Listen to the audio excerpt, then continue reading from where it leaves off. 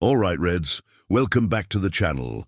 Manchester United, the biggest name in English football, one of the most famous clubs on the planet, a global brand worth billions. So how did this football giant reach a point where every transfer decision is now under a financial microscope?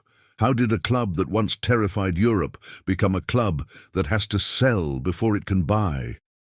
The answer is years of mistakes, years of bad planning, years of paying the price for decisions made far away from the football pitch. Because this is not a story about Manchester United lacking money. This is a story about Manchester United losing control of its money. The numbers tell a brutal story. United have continued to generate enormous revenue, but behind the headlines sits a mountain of financial pressure.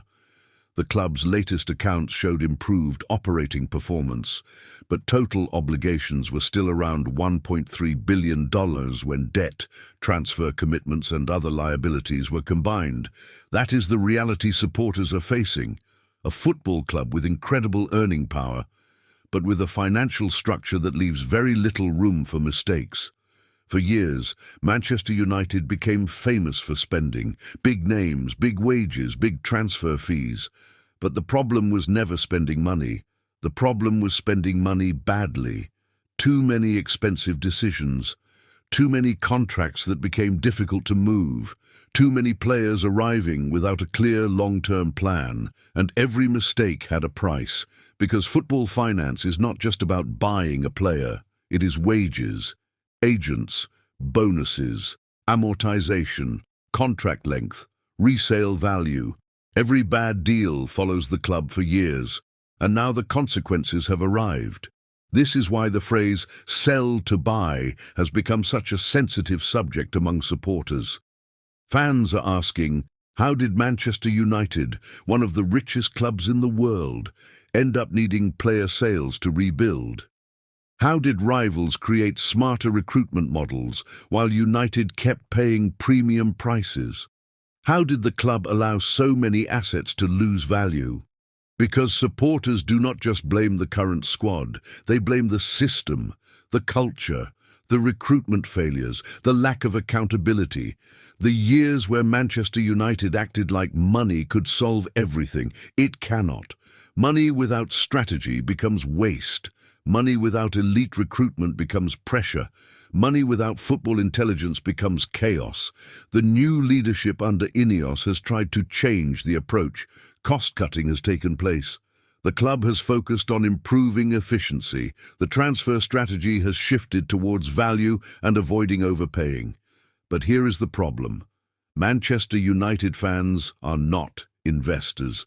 They are supporters. They do not measure success by reducing costs. They measure success by trophies.